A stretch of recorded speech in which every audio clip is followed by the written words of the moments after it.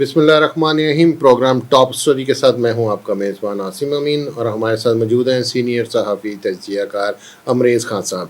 امریز خان صاحب، 26 سال کی آپ کی صحافت ہو گئی ہے اور بہت اداروں کو آپ نے بیٹ بھی کی ہے، ان کو اچھی طرح سمجھتے بھی ہیں، دیکھتے بھی ہیں.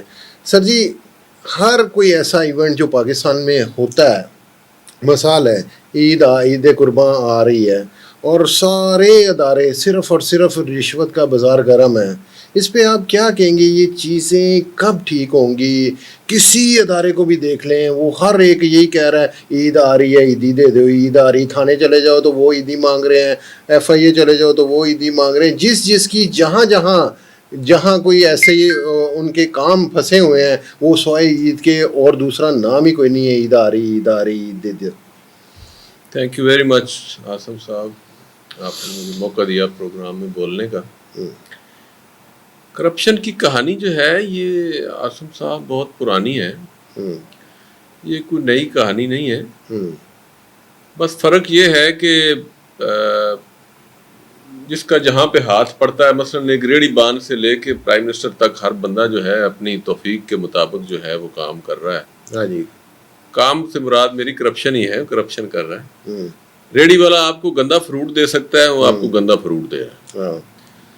اور بڑے لیول کا جو صدر ہے، پرائم منسٹر ہے، یا کوئی وفاقی وزیر ہے یا صوبائی وزیر ہے، وہ کوئی بڑا ٹھیکہ لے سکتا ہے، وہ ٹھیکہ لے لیتا ہے. تو کرپشن کی کہانی جو ہے یہ کوئی نئی نہیں ہے، یہ بہت پرانا سلسلہ چل رہا ہے. اب پچھلے سال پچھلی حکومت میں جو عمران خان صاحب نے کہا تھا جی کہ ہم نیا پاکستان بنانے جا رہے ہیں اور اس میں انصاف کا بول بالا ہوگا. 26 سال انہوں نے تحریک چلائی انصاف کے نام پہ، اور آخر ان کو اللہ تعالیٰ نے موقع دیا، وہ حکومت میں آئے. پھر اس کے بعد وہ 3.5 سال حکومت میں رہے. تو میں نے بینگ اے رپورٹر دیکھا کہ کرپشن جو ہے وہ کہیں پہ رکی نہیں ہے، وہ ہر ادارے میں، بلکہ ریٹ بڑھے ہیں. اب اس سے بڑی شرمناک بات کیا ہوگی کہ کل اپنا اینٹی کرپشن نے بلایا ہے principal secretary to former chief minister Punjab بلدار طاہر خورشید صاحب کو. ہمارے نوٹس میں تھا وہ کرپشن کر رہے تھے. اور پیتھیٹک یہ ہے، شرمناک بات یہ ہے کہ بیوروکریٹس کی اپوائنٹمنٹس پہ پیسے لیے جا رہے تھے. کرپشن کا یہ لیول تھا. پچھلی حکومتوں والے پھر بھی تھوڑے سے وہ ماہر تھے، ٹیکنوکریٹس تھے یا ان کے پرانے تجربے تھے، تو وہ کرپشن کسی اور طریقے سے کرتے تھے. یہ چونکہ اناڑی تھے تو انہوں نے ڈی سی لگانے کے بھی پیسے لینے شروع کر دی. اس وقت تو آواز دبی ہوئی تھی، میڈیا دبا ہوا تھا، طاہر خورشید کے خلاف کوئی خبر نہیں چھاپتا تھا. لیکن اب چونکہ وہ حکومت میں نہیں ہے تو اب وہ باتیں باہر آ رہی ہیں. اس سے پہلے نیب نے، اینٹی کرپشن نے، وہ بشرا بی بی کے بھائی کو بلایا. تو اب چیزیں باہر آ رہی ہیں.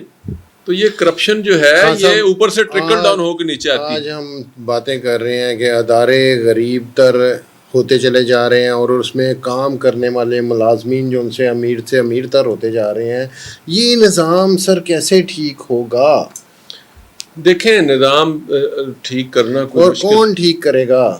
جب آپ کا ٹاپ جو ہے نا ٹھیک ہوگا نا تو انشاءاللہ سب کچھ ٹھیک ہو جائے گا. ایک ادارے کا سیکرٹری بیٹھا ہوا ہے یا ڈی سی بیٹھا ہوا ہے، کسی خاص کر کے کسی ایک ادارے کا نام نہیں لیتا، آوے کا آوا ہی بگڑا ہوا ہے. آپ کسی بھی ادارے میں چلے جائیں، چھوٹے سے لے کے بڑے تک. اب تو خان صاحب اپنا انصاف لینے کے لیے ایک جینون آدمی کو رائٹ پہ ہونے کے باوجود بھی رشوت دینی پڑتی ہے، اس کے بغیر اس کا کچھ بات سننے کو تیار نہیں ہوتا. سر بالکل یہی بات ہے، ہر ادارے میں یہی ہو رہا ہے. لیکن جو بات پہلے آپ نے کی کہ اس کرپشن کو کنٹرول کیسے کیا جائے گا، ایک موٹا سا فارمولہ ہے.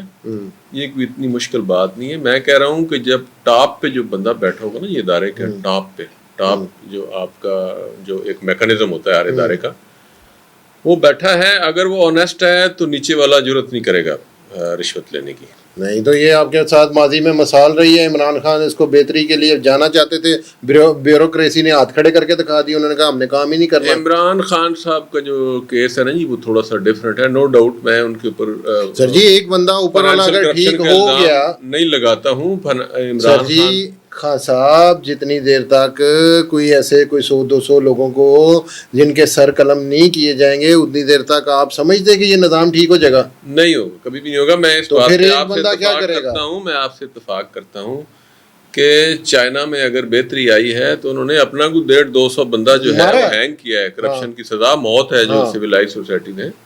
تو یہ بہرحال یہ کرنا پڑے گا، لیکن جب آپ کرپٹ بندے کو اوپر لگا کے اس سے ایکسپیکٹ کریں گے نا. وزیر اعظم ہے یہاں تو جو سب سے بڑی کرپشن کرتا ہے وہ وزیر اعظم لگ جاتا ہے. بالکل. اس وقت آپ کی پوری کابینہ جو ہے اس وقت سزا یافتہ لوگ ہیں، مطلب کسی کو کتنی سزا ہوئی ہے، کسی کو کتنی سزا. کرپشن کے چارج. سر جی مجھے بس یہ بتائیے اس کا حل کیا ہے سر؟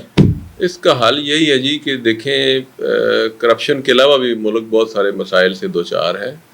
میرے نزدیک ایک اس کا بڑا ہی خوبصورت حل یہ ہے، ایک تو آپ نے جو بات کی میں اس کو سیکنڈ کرتا ہوں کہ یہاں پر ٹاپ کلاس کے جو آپ کے بااثر افراد ہیں، انفلوئنشلز ہیں، میں کسی کا نام نہیں لیتا، یہ بہت بڑا میں فتویٰ دینے لگا ہوں کہ ٹاپ کلاس کے آپ کے جو خاندان ہیں جو آپ کو رول کر رہے ہیں، ایک تو ان میں کوئی 150-200 بندہ آپ بھی ہینگ کر دیں، ملک میں امن ہو جائے گا اور انشاءاللہ سسٹم جو ہے بہت سموتھ ہو جائے گا. اس سسٹم اتنا گندا ہو چکا ہے کہ اس کو تیزاب سے دھونے کی ضرورت ہے. یہ سسٹم گندا ہو چکا ہے. سسٹم میں آپ چلیں گے تو آپ کو انصاف نہیں مل سکتا. دوسری بات یہ ہے جو میں آپ کو کہنے لگا ہوں کہ اگر آپ ان خاندانوں سے یہ ریکویسٹ کر لیں کہ جی آپ کا جو پیسہ باہر پڑا ہوا ہے وہ واپس لیں، 2 راستے ہیں آپ کے پاس. یا آپ ہینگ کرنے کی بھی ضرورت نہیں ہے، وہ پہلے والی جو بات میں آپ کی واپس لیتا ہوں، ہینگ بھی نہ کریں، ان کو 2 راستے دے دیں جی، یا یہ آپ کے لیے پھندا ہے یا اپنا پیسہ واپس لیں.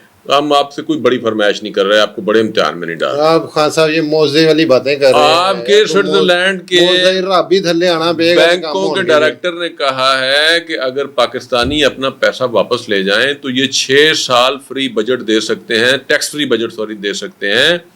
یہ تو اتنی بڑی راکٹ سائنس ہے ہی نہیں ہے. سر یہ کرے گا تو کون؟ بھائی ان کی موجودگی میں نہیں سسٹم ٹھیک ہو سکتا. کرے گا کون؟ میں آپ کو اس ٹائم سے پوچھ رہا ہوں کرے گا کون؟ یہ کچھ سر پھرا ہے خمینی کی طرح جو آگے ان کو ہینگ، میں تو کہتا ہوں ہینگ کرنے کی بھی نوبت نہیں آئے گی. ان کو صرف آپشن دے دیں 2 کہ یہ ہینگنگ کا آپشن ہے اور یہ پیسوں کی واپسی کا آپشن ہے. آپ یہ سوئٹزرلینڈ کے بینک کی ڈائریکٹر کی سٹیٹمنٹ ہے، میں وہ آپ کو کوٹ کر رہا ہوں کہ 6 سال تک حکومت جو ہے وہ ٹیکس فری بجٹ دے سکتی ہے اگر وہ پیسہ باہر سے واپس آ جائے. ابھی آپ کے حال ہی میں ایک ریٹائرڈ ہونے والے جرنیل کے اوپر جو ہے 1 خرب اور 48 ارب کا الزام ہے. میں نہیں کہتا ہوں کہ انہوں نے ضرور کی ہوگی لیکن الزام ہے.